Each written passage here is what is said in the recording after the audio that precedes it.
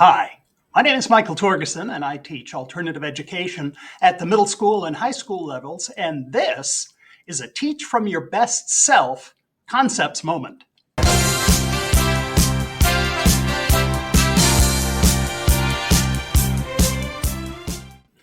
Today's concept is going to cover return on investment, or ROI. Now, in order to really get into what return on investment is, we've got to learn some economics terms. Now, I know this is going to frighten most of you, but it's okay. Cost can be broadly defined as what it takes to create a thing. Costs can be time, money, effort. Time is money. You said opium was money. Money is money. Well, then what is time again? All of those would go into the creation of a thing. First thing we need to do is we need to figure out what is the cost. There are two types of costs. There are actual costs, which is, you can find those on the receipts, or there are opportunity costs. Opportunity costs are the cost of the next best option. I have a new puppy. Her name is R2, and she likes to roll.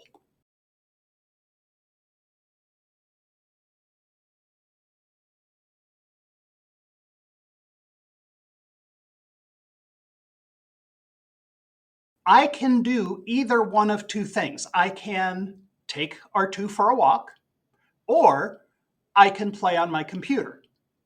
I can't do both, so I've got to choose. When I choose to take R2 for a walk, the opportunity cost is that I have to give up playing on my computer. The reason that her name is R2 is because I am an amateur radio operator and I have the coolest call sign in the galaxy. The next thing that has to be done is a cost-benefit analysis. Is what you give up, is the cost of doing a thing worth the benefit that you will receive from that thing? Cost-benefit analysis, we do that every day in a bunch of different ways. It can either be, is this burger and fries going to be worth the $8.99 that I'm going to pay for? Is doing a thing going to be worth the effort that I put into it? So I do a cost-benefit analysis to see whether or not what I'm giving up in order to create a thing is going to be greater than or less than the benefit that I am going to receive from that thing. Now we get into the return on investment. I have decided that I'm going to create a thing. I'm going to put time and effort into it for my class. I have the feeling that the benefit is going to outweigh the cost. So now what I've got to do is I've got to figure out what is going to be the return on my investment. By investing time and effort, both in creating the lesson and in delivering the content to the students, are they going to get what I hope they get out of it? And if so, how much?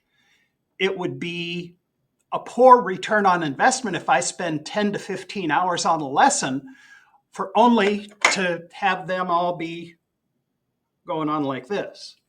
That's not going to be a good return on investment. It will be a good return on investment if they get the concepts, if they are able to apply the concepts with higher level thinking, if it's something that they are going to be able to use in the rest of their lives. We also have to look at a concept called the rational self-interest. What do I feel is going to be in my best interest as I perceive it? Not as my administration perceives it, not as my colleagues perceive it.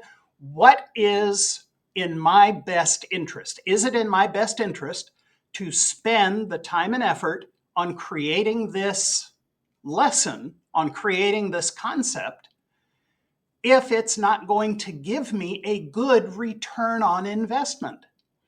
I need to make the decision whether or not it's going to be worth it. A lot of times you only find out whether it's worth it after the fact.